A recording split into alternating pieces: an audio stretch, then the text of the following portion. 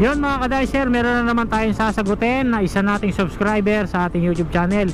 Medyo tanong niya ay nakakalungkot, no? At ito po ibibigyan natin ng kasagutan. Narito po ang kanyang comment. Ayan, pakibasa nyo na lang, no? Base po sa aking pagkakaintindi, siya po ay kakasimula pa lang, pero gusto niya na pong mag-back out. Kasi nga po, di na po siya pinapansin ng kanyang coordinator. Tapos parang binubuli siya doon sa loob ng supermarket.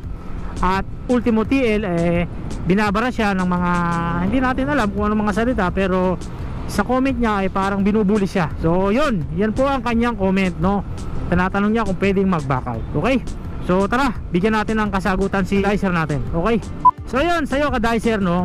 Wala pong makapipigil kung ikaw po ay magdediretso or magbaback out. Nasa iyo po yan, ano? So ulitin ko po, marami na po akong naging vlog na sabi ko nga, kapag kayo magiging merchandiser, dapat unang-una malakas ang loob mo. Kailangan mong labanan, kailangan mong maging matatag. Kasi nga pasok dyan yung mga bully, mga matatagal ng dicer. Talagang mangyayari yan sa'yo, lalo na kung ikaw po ay baguhan at wala pang kaalam-alam, no? Talaga pong gaganyanin ka at makakatikim ka, sapagkat hindi lahat ng merchandiser ay pare-parehas. Yung iba talaga mayayabang, bully. Although hindi po natin nilalahat, no? Even ako, naka-experience ako niyan. Napakadami mga ka-dicer. Kaya tayo napagawa ng ganitong channel, dahil ito po talaga ay para sa mga baguhang merchandiser, no? Napakasakit pong mabuli.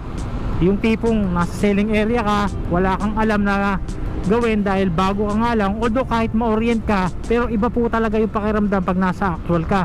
Hindi mo po talaga alam ang gagawin mo, sapagkat lahat ay bago sa'yo, no? So na-tsempohan itong ating si ka-dicer, na-tsempo sa outlet na medyo bully, pinagtatawanan siya. At ultimo yung TL, imbis na turuan siya, pinagtatawanan siya. Wala tayong magagawa dyan, no? So sa'yo ka-dicer, magdesisyon ka kung ikaw ay baback out or magpapatuloy. Pero ito ang ina-advise ko sa'yo ka-dicer, sa lahat ng outlet na mapuntahan mo, hindi mawawala yung bully. Kaya kung ako sa'yo, ituloy mo, magdiretso ka, pagpatuloy mo ang pagiging isang merchandiser. Sa umpisa lang yan, marami talagang bully, pasasaan pa. At makakatagpo ka rin ng ibang outlet na talagang maraming tutulong sa'yo. Pero kung hindi mo talaga kaya yung bully, much better na ayan, bumitaw ka na at mag-apply na lang sa iba. At baka kasi ikaw ay magkaroon ng trauma diyan, maapektuhan pa yung trabaho mo, no? Alam mo ba, ang trabaho pa naman ng merchandiser, kailangan po dyan talagang vigilant ka, lalo na kung hawak mo ay food, di ba? So ayun ka-dicer, no? Pwede ka pong mag-back out, pwedeng ituloy mo, nasa iyo po yan, no? Nasa sarili mo kung kaya mo pa talaga. Pero kung talagang ganyan, hindi ka man lang ina-assist ng core mo, hindi ka man lang tinuturuan, o hindi ka man lang pinupuntahan. Ako kasi, ang SOP namin dito, no, kapag ka po ang isang merchandiser ay bago, dapat po sa mga unang araw, o hindi man yung first day talaga, depende kasi sa schedule din, dapat at least ma-orient mo siya in actual, no? Napakaganda po nun para sa dicer. Ibig sabihin talagang iaalagaan mo yung mga applicant mo, parang sa gayon hindi sila back out. Pakatatag ka, pasasaan pa, makakahanap ka rin ng magandang outlet. Okay, ingat. Maraming salamat.